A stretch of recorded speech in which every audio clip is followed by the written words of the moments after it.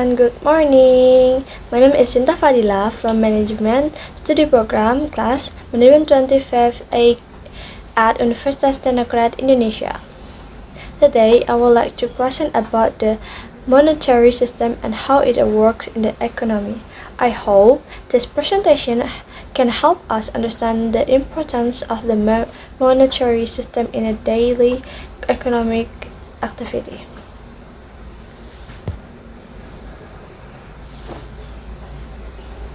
Nah, mari kita mulai ke slide yang pertama. Slide pertama itu membahas tentang pengertian sistem moneter. Sistem moneter itu adalah sistem yang mengatur penciptaan, distribusi, dan penggunaan uang dalam satu negara. Dalam kehidupan sehari-hari, uang memiliki peran yang sangat penting karena hampir semua aktivitas ekonomi menggunakan uang sebagai alat transaksi. Misalnya saat kita membeli makanan, membayar transportasi, menabung di bank, atau melakukan pembayaran secara online. Semua itu tidak bisa dipisahkan dari sistem moneter. Selain sebagai alat tukar, uang juga itu berfungsi sebagai satuan hitung. Nah, artinya uang itu membantu masyarakat menentukan nilai barang dan jasa sehingga harga dapat dibandingkan dengan mudah. Contohnya, masyarakat dapat membandingkan harga satu produk dengan produk lainnya sebelum membeli. Fungsi lainnya adalah sebagai penyimpanan uang. Uang dapat disimpan untuk digunakan di masa depan, baik dalam bentuk tabungan maupun investasi. Karena itu sistem moneter sangat penting dalam menjaga kelancaran aktivitas ekonomi masyarakat.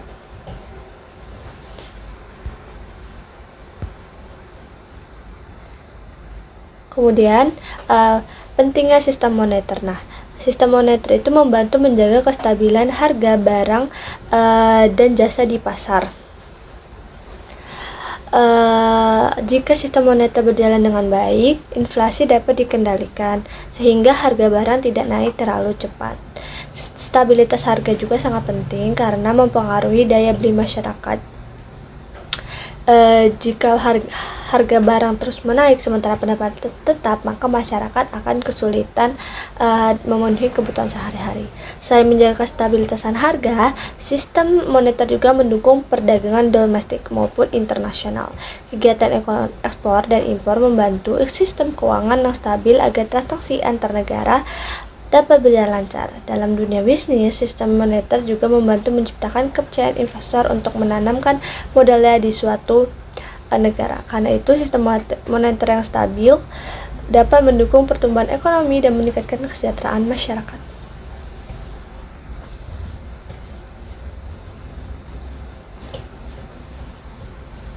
Nah, nextnya itu komponen sistem moneter. Nah, komponen pertama itu ada bank sentral. Di Indonesia, bank sentral itu Bank Indonesia. Bank Indonesia memiliki tugas mengatur jumlah uang yang beredar. Nah, menjaga kestabilitasan nilai rupiah dan mengendalikan inflasi. Bank sentral juga itu menentukan kebijakan moneter yang akan mempengaruhi kondisi ekonomi negara. Komponen ada lembaga keuangan seperti bank komersial. Bank komersial itu membantu masyarakat dalam menyimpan uang, memberikan kredit, dan menyediakan layanan pembayaran. Misalnya kayak masyarakat dapat melakukan transfer uang, menabung, ataupun meminjam dana untuk usaha. Komponen berikutnya ada regulasi dan kebijakan pemerintah yang menjadi aturan dalam sistem keuangan agar kegiatan ekonomi berjalan tertib dan aman. Nah, komponen terakhir adalah uang itu sendiri. Jadi digunakan sebagai alat pembayaran dalam perekonomian. Pada slide kemudian next itu ada proses penciptaan uang. Kita tuh ada uang yang beredar di masyarakat itu. Proses ini dimulai dari bank sentral yang menciptakan uang primer. Uang primer ini diedarkan ke bank-bank komersial. Setelah itu bank komersial memberikan pinjaman atau kredit kepada masyarakat dan perusahaan. Dari proses inilah jumlah uang beredar menjadi lebih banyak. Contohnya ketika seorang meminjam uang dari bank untuk membuka usaha, uang tersebut untuk digunakan untuk membeli bahan baku, membayar pegawai, melakukan kegiatan bisnis lainnya. Kemudian uang itu akan terus berputar di masyarakat. Semakin aktif kegiatan ekonomi, maka perputaran uangnya juga semakin tinggi.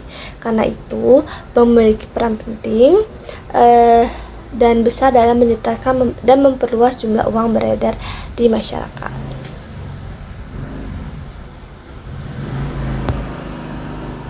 Nah, selanjutnya adalah peran bank sentral. Nah, bank sentral ini memiliki tanggung jawab besar dalam menjaga stabilitas ekonomi suatu negara. Salah satu tugas utamanya itu adalah mengendalikan jumlah uang yang beredar melalui kebijakan moneter. Nah, jika suatu jumlah uang beredar terlalu banyak, inflasi dapat meningkat. Sebaliknya, jika uang beredar terlalu sedikit, kegiatan ekonomi dapat memperlambat. Selain itu, bank sentral juga menjaga stabilitas nilai mata uang rupiah agar tidak mengalami penurunan yang drastis. Bank sentral juga mengawasi sistem perbankan supaya bank tetap sehat dan aman. Pengawasan ini penting agar masyarakat percaya untuk menyimpan uang mereka di bank. Jika sistem perbankan terganggu, maka ekonomi negara juga bisa ikut terganggu.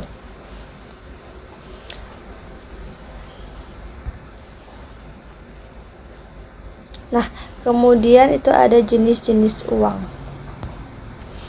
Nah, jadi jenis uang utama adalah uang tunai seperti uang kertas ataupun uang koin yang sering digunakan dalam transaksi sehari-hari. Uang tunai itu mudah digunakan karena dapat langsung dipakai untuk membeli barang atau jasa. Namun uang tunai ini memiliki resiko seperti hilang ataupun dicuri. Jenis kedua itu ada uang giral. Nah, uang tunai. Contoh kayak saldo rekening bank, kartu kredit, mobile banking, dan lain-lain. Saat menggunakan uang non-tunai, semakin meningkat karena lebih praktis dan aman. Saya dapat uang fiat dan uang komoditas. Uang fiat adalah uang yang nilainya dijamin pemerintah seperti rupiah. Sedangkan uang komoditas memiliki nilai intrinsik seperti emas dan perak.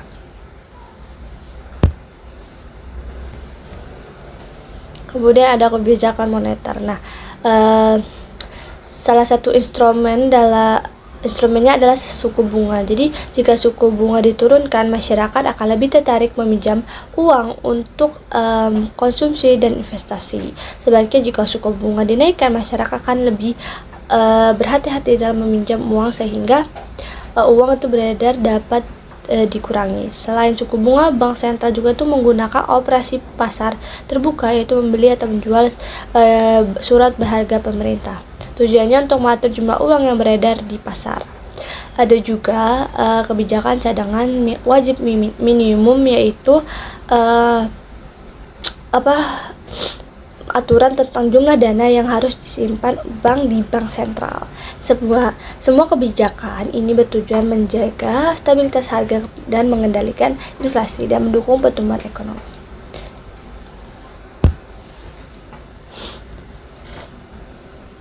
Oke, selanjutnya ada dampak sistem moneter.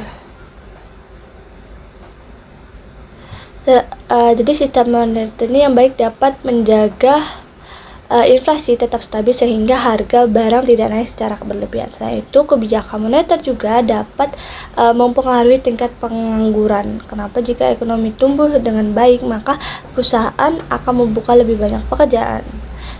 Sistem moneter juga yang stabil juga mendorong investasi karena investor lebih percaya pada kondisi ekonomi negara.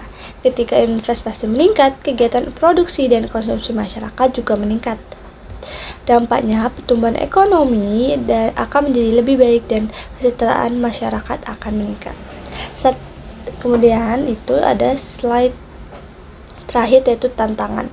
Nah, salah satu tantangannya yang terbesar adalah inflasi tinggi dan hyperinflasi. Jika inflasi itu terlalu tinggi, maka nilai uang akan menurun dan masyarakat akan kesulitan membeli kebutuhan pokok.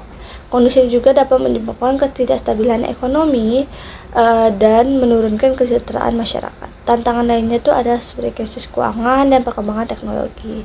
Krisis keuangan itu dapat menyebabkan kepanikan pasar dan menarik uang secara besar-besaran dari bank. Selain itu, munculnya cryptocurrency dan uang digital menjadi tantangan baru bagi sistem moneter tradisional.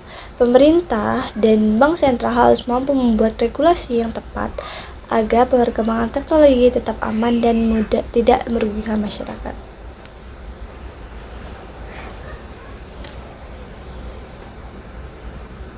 Okay, next slide. Okay, thank you for your attention and for watching this presentation until the end. From this presentation, we can understand that the monetary system has an important role in maintaining economic stability and exporting economic growth. I hope this presentation is useful and help increase your understanding about the monetary system. Thank you and see you next time. Bye bye.